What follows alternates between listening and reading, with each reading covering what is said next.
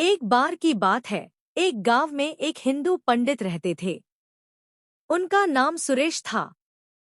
सुरेश बहुत ही आदर्शवादी और धर्मप्रिय व्यक्ति थे। वे हर बुधवार को गांव के मंदिर में साधु संतों को भोजन कराने का कार्य किया करते थे। एक बार गरीबी के कारण उन्हें घर से ज्यादा दूर जाना पड़ा। वे अपनी पत्नी के साथ एक पेड़ के नीचे आराम करते हुए रात बिताने की सोच रहे थे। उन्होंने अपनी पत्नी को भी वहां रुकने की सलाह दी।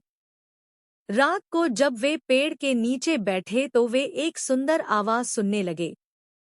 वे देखने लगे कि वहां पर एक शिवलिंग के पास एक साधु बैठे हुए थे और मंगलाचरण मंत्र पढ़ रहे थे।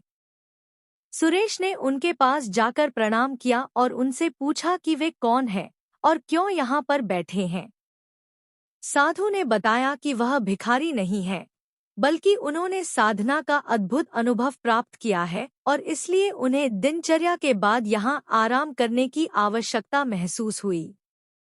सुरेश ने साधु से कहा, मुझे बहुत खुशी हुई कि मैंने आपको मिला।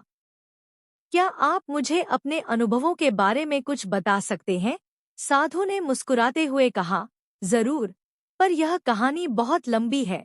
सुरेश ने कहा, कोई बात नहीं, हमें यहाँ और अपने साथी और मंदिर के पुजारी को भी खाना खिलाना है। हम आपकी सुंदर कथा को सुनने के लिए तैयार हैं।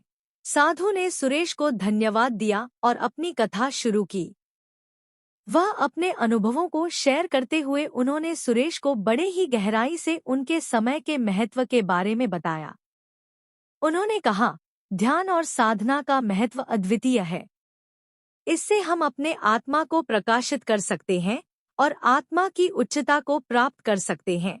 कथा के साथ साथ जब साधु ने अपने अनुभवों को साझा किया, तो सुरेश और उनकी पत्नी को अत्यंत प्रेरणा मिली। उन्होंने फिर से विश्वास किया कि ध्यान और साधना ही सच्चे धर्म का मार्ग है।